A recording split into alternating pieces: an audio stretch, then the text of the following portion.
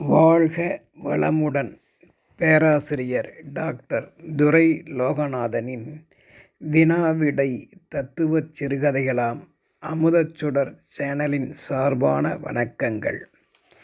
என் கதைகள் பல வெளிவர உதவிடும் யூடியூப் நிறுவனத்தார்க்கும் என் கதைகளுக்கு நாளுக்கு நாள் சப்ஸ்கிரைப் செய்து அதிக ஆதரவு வழங்கி வருகின்ற ரசிக பெருமக்களையும் வணங்கி மகிழ்கின்றேன். என் கதைகள் ஒரு வகை கற்பனை உடையவையே என்றாலும் ஏதோ ஒன்றை சிந்திக்க வைப்பதாகும். வாருங்கள், இன்றைய நம் சிந்தனைக்குரிய கருவாம் இல்லற வாழ்வில் வெறுப்பு உணர்வுகள் சிந்திக்கலாமா?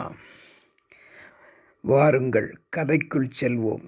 சூரக்கோட்டையில் வசிக்கும் பஞ்சாபகேசன் என்பவர் ஒரு முரட்டு பேர்வழிதான். எதையும் யோசிக்காமல் குடும்பச் சூழலில் தன் மனம் போன போக்கினில் யாருடைய குடும்பத்தினர் ஆலோசனைகளையும் பெற விரும்பாதவராய் ஓர் தனிக்காட்டு ராஜாவைப் போல் அசால்ட்டாக வாழ்ந்து கொண்டிருந்தார் என்றே சொல்லலாம். தன்னை கேட்டே எவரும் எச்செயலையும் எண்ணம் செயலில் கூட அவர்கள் நடந்து கொள்ள வேண்டுமென்ற கொள்கை பிடிப்பு உடையவர். முரட்டுத்தனம்தான் அவர் வாழ்விலும். கல்லுக்குள் ஈரம் இருக்குமா? சிந்திப்போம். பஞ்சாபகேசன் தம் பிள்ளைகளை வளர்ப்பதில் கூட முரட்டுத்தனமாய் தனது எண்ணத்திற்கு ஏற்ப தன்னைப் போலவே அவர்கள் அஞ்சாமல் வாழ வேண்டும், வாழ்விக்க வேண்டும் என்பது அவரது எண்ணம். இப்படிப்பட்ட முரட்டுத்தன அவருடைய பயத்தினாலேயே அவரது பிள்ளைகள் பாசத்தை மறந்து வாழ்வில் விழி பிதுங்கிப் போய் ஓரமாய் நின்றனர். தாங்கள் அன்றாடம் ஆற்ற வேண்டிய கடமைகளை கூட தந்தையின் குணத்தை அப்போது எண்ணி எண்ணி ஆற்றிக்கொண்டிருக்கும் இந்த கடமையில் தவறு நேர்ந்துவிட்டால் தங்கள் கதி என்ன ஆகுமோ? தந்தையின் கண்பட்டு அவரிடம் மிதிப்பட்டு உதைப்பட்டு என்கின்ற எண்ணமே மேல் ஓங்கும். அவர்கள் செய்கின்ற செயலில் கூட தடை ஏற்படும். இவ்வகை சிந்தனைகளால் சிலரின் குடும்பங்கள் இப்படித்தான் ஓடிக்கொண்டிருக்கின்றன. என்ன செய்ய முடியும்? இங்கே அவர் பிள்ளைகள் தங்கள் வேலைகளில் கூட இடையிடையே அவரது நடவடிக்கையே அடிக்கடி வந்து பயம் காட்டும் என்பதே உண்மை. உறங்கும் போதும் கூட துடித்து எழுவர். என்ன காரணம்?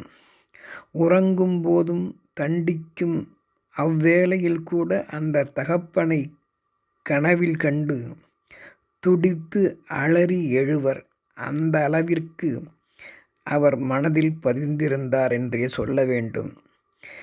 பிள்ளைகளுக்குத்தான் அப்படி ஒரு பயம் என்றால் பஞ்சாபகேசனின் மனைவி திருமதி பார்வதிக்கும் அவர் மனைவி பார்வதிக்கும் மனதுள் திக் திக் என்றே இருந்தது. அவரது கொடூர ஆணவச் செயலை எண்ணி எண்ணி நாளும் பார்வதிக்கு அவள் மனம் அவள் பெயருக்கு ஏற்ப பார்வதிக்கு திக் திக்கென்றே துடிக்கும். பயம் அவரை குடிக்கும். அந்த பரிதாப நிலைதான் பார்வதிக்கு. அவரது போக்கினை சரி செய்ய பார்வதி தம் சாதுர்த்திய முயற்சியை மேற்கொண்ட சிந்தனைப்பட்டாள். பார்வதி தம் மனதுள் அவரை திருத்த வேண்டும், குணத்தை மாற்ற வேண்டும், கோபம் சரியல்ல என்று அவள் மனதால் எண்ணினால் கூட அதையும் மோப்பம் பிடித்து பஞ்சாபகேசன் திருநெல்வேலிக்கே அல்வாவா என்பது போல் அவளை நோக்கி தன் பார்வையாலேயே சிவபெருமான் நெற்றிக்கண்ணால் சுட்டரிப்பது போல சுட்டரித்து விடுவார்.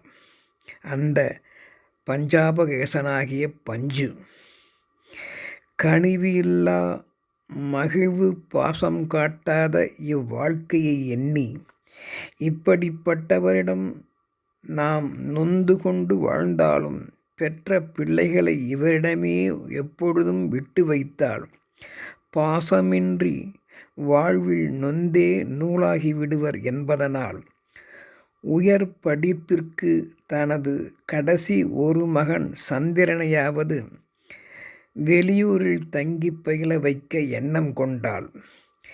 நிறைவேற்ற தக்க வேலையை வேண்டி காத்து நின்றாள். தூரத்து அவளது உறவினர் தாய்மாமன் முத்தையா அவர்கள் வசதியுடன் பட்டினத்தில் வசித்து வந்தார் என்பது அவளுக்கு தெரியும். அவர் வழியே தாய்மாமன் தயவில் உள்ளூர் படிப்பு முடிந்ததை தக்க காரணம் காட்டி அந்த உறவினர் தாய்மாமன் வீட்டிலேயே அவர்களுக்கு அப்போதும் பாரமாக தங்கியிருக்க விடாமல் தனது கணவர் பஞ்சு கோபம் கொள்வார் என்ற எண்ணத்தில் முன் யோசனையாய் சந்திரனை ஓர் விடுதியில் அவ்வூரிலேயே தங்க வைத்து மாமன் தயவில் மேற்பார்வையில் பயிலச் செய்து பெரியவன் ஆக்கினாள். பஞ்சாபகேசனின் மூத்த 2 ஆண் பிள்ளைகளும் தகப்பனின் அதட்டல் உருட்டிலேயே வளர்ந்ததால் கல்வியில் முழு நாட்டமாம் கவனம் செலுத்த முடியாமல் மற்ற பிற வேலைகளிலும் ஈடுபட முடியாமல், அப்படி ஈடுபட்டாலும் பயந்தே ஏதோ ஒரு வகை வேலைகளை முடித்து அதன் வழி வருகின்ற வருமானத்தை எல்லாம் தங்கள் குடும்பத்திற்கும் கொடுத்து உதவி வந்தனர். பயத்தின் அடிப்படையில் சிறை கைதிகள் போல அச்ச வாழ்க்கையையே மேற்கொண்டனர். சுதந்திரமாய் செயல்பட வட்டவானில் சிறகடித்து பறக்கும் பறவைகள் போல் தங்களால் இல்லற வானில் பறக்க முடியவில்லையே என்றும் நொந்து நூலாகினர். வெளி உலக மகிழ்ச்சி வாழ்வையும் தெரியாதே தன் தாய் போலவே வாழ்ந்தனர் என்றாலும் பஞ்சாபகேசனும் முற்றிலும் சோம்பேறியோ ஒழுக்கம் கெட்டவனோ கிடையாது. யாவரையும் பாசம் காட்டி மகிழ்விக்கவில்லை என்பதே அவரது குறை. அவரோ தனக்கு தன் வழி ஈட்டி வரும் வருமானத்தில் கூட ஓரளவே குடும்பத்திற்கு கொடுப்பார், மீதியம் சேர்த்து வைப்பார், யாருக்கும் தெரியாமல்.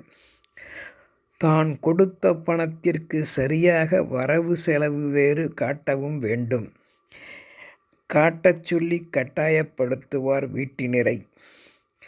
தனது ஒரு வகை வெறுப்பாகிய முகம் காட்டி அந்த உணர்வுடன் பிறரைப் போல் மிகவும் மகிழ்ந்து தங்களது நியாயமான ஆசைப்பட்ட யாவற்றையும் நிறைவேற்றி கொள்ள முடியவில்லையே என்பது பார்வதிக்கும் சந்திரனின் சகோதரர்கள் மூத்த 2 ஆண் பிள்ளைகளுக்கும் ஏற்பட்ட வருத்தம். இதில் கடைசி தம்பி சந்திரனுக்கும் கல்வி பயில பணம் தவறாமல் கொடுத்தும் உதவி வந்தனர் என்றே சொல்ல வேண்டும். மிகவும் கடினமான போராட்டத்திற்கு இடையே பார்வதி தாய்மாமன் தயவினாலும் மேற்படிப்பும் சந்திரன் நன்கு முடித்து அரசு உதவியால் வெளிநாட்டிலும் பணியில் அமர்த்தப்பட்டான். அவன் திறமைக்கு கிடைத்த பரிசு என்றே சொல்ல வேண்டும். ஓரளவு மகிழ்வு கொண்டனர் தாயும் பிள்ளைகளும். இதில் கூட வயதாகி தற்போது தளர்ந்து போயிருக்கும் பஞ்சாபகேசனாகிய அந்த கிழட்டுச் சிங்கம் தன் முகத்தில் அப்போது கூட சிரிப்பை காட்டவில்லை. தனக்கு பயந்தும் பிள்ளைகளின் மூத்த மகன்களின் முறையான வருமானம் மற்றும் அவர்களுக்கு என்று தனி வருவாய் அதிகம் இல்லாமையால் பஞ்சாபகேசன் வீட்டிற்கு எவரும் பெண் கொடுக்க முன்வரவில்லை, விரும்பவில்லை என்பதே உண்மை. பஞ்சாபகேசனின் கவலையும் அப்போது சேர்ந்து கொண்டது. போக போக பஞ்சாபகேசனின் நெஞ்சத்துள்ளும் கல்லுக்குள் ஈரமாய் ஏக்கமாகிய பாசம் கசிந்தது என்றே சொல்லலாம். இதற்கு இடையில் சில ஆண்டுகளில் வெளிநாட்டு சந்திரன் எவரிடமும் சொல்லிக் கொள்ளாமல் வெளிநாட்டு பெண்ணுடன் குடும்ப வாழ்விலும் ஈடுபட்டு விட்டான். அவனுக்கோ பின் தனக்கு ஓர் ஆண் குழந்தையும் பிறந்துவிட்ட நிலையில் அந்த சூழலில் கல்லாய் பயத்தில் உழன்ற அவனது மனம் பின் தாய் பார்வதி வழியே தற்போதைய வாழ்வை மெல்ல மெல்ல யாவர்க்கும் தெரிவித்து தன் மனச்சுமையை மெல்ல மெல்ல குறைத்து கொண்டு நிம்மதியாய் யாதொரு முரட்டு கட்டுப்பாடுகளும் தந்தையைப் போல் அல்லாமல் தங்கள் குடும்பத்தில் அதனை நுழைய விடாமல் தடுத்து சந்திரன் ஆனந்தமாய் வாழ்ந்தவன் ஒரு முறை தங்கள் சகோதரர்கள் திருமணத்திற்கும் அவன் மட்டும் குழந்தையுடன் ஏற்பாடாகி இருந்த நிலையில் வந்து போனான் தாயின் ஊருக்கு. அப்போது வயதான முரட்டுச் சிங்கமாம் பஞ்சாபகேசனால் முன்போல வெறுப்புணர்ச்சி காட்டவோ ஒன்றும் சொல்ல முடியாத சிக்கலில் இருந்தான். எவர் தயவும் தற்போது இல்லாமல் சந்திரன் தான் சொந்த காலில் வெளிநாட்டில் பணிபுரிந்து நிற்பதால் என்று சொல்லலாம். அது மட்டுமல்ல, சந்திரன் தங்கள் வீட்டுக் கடனையும் அடைத்து சகோதரர்களுக்குரிய திருமணத்திற்கும் தேவையான பொருள்களையும் வாங்கி கொடுத்து கடமையாற்றினான் என்றே சொல்லலாம். குடும்பம் முன்போல் இல்லாமல் சந்திரனின் பூரண நிலவு வெளிச்சத்தால் அவனது செயற்பாட்டால் குளிர்ச்சியாகிற்று. ஒவ்வொரு நாளும் பௌர்ணமி நாட்களே என்று சொல்லலாம்.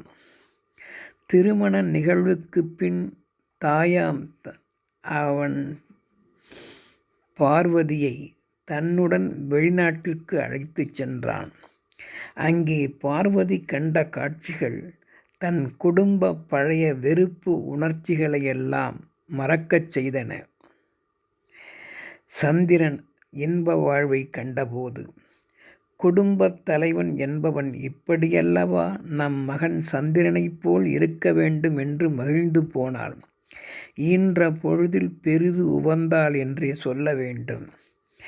வெளிநாட்டில் அங்கே வீட்டிற்கு வேலை முடித்து வரும் கணவனை அவனது மனைவியும் மற்றும் சிறு குழந்தைகளும் சில தூரத்து உறவுகளும் அங்கு வந்து இருந்து சேர்ந்து துள்ளி குதித்து சத்தமிட்டு நடனமாடியபடி சந்திரனை வரவேற்ற காட்சியும் அதற்கு ஏற்றாற்போல் மகன் சந்திரனின்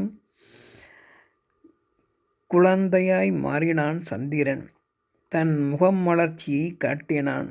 தன் தந்தையை மாதிரி இல்லாமல் துள்ளி ஓடும் மான்குருட்டிகள் போல துள்ளி துள்ளி குதித்து தன்னையும் அவர்களையும் கட்டித் தழுவி சிரித்த முகத்துடன் அவர்களுடன் ஆடிப்பாடி குதூகலித்தது யாவும் பெற்ற தாயாம் பார்வதியை உளம் குளிரச் செய்தது. அந்த காட்சியை கண்டபோது மகிழ்ச்சி என்றால், பாசமென்றால் சந்திரன் குடும்பம் போலல்லவா இருக்க வேண்டும்.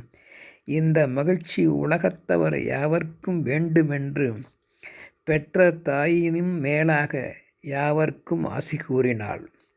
இதுவன்றோ வெறுப்பு உணர்ச்சியற்ற மகிழ்ச்சி குடும்பம் என்று மகிழ்ந்தாள். முன் செய்த அவளின் தவத்தால் தற்போதாவது என் கண்ணெதிரே யாவும் நிறைவேறிற்றே. பாசமிகு வாழ்க்கை என்றும் பார்வதி அவர்களுடன் சேர்ந்து மகிழ்ச்சி வெள்ளத்தில் நீந்தி குதித்து மகிழ்ந்தாள் என்றே சொல்ல வேண்டும்.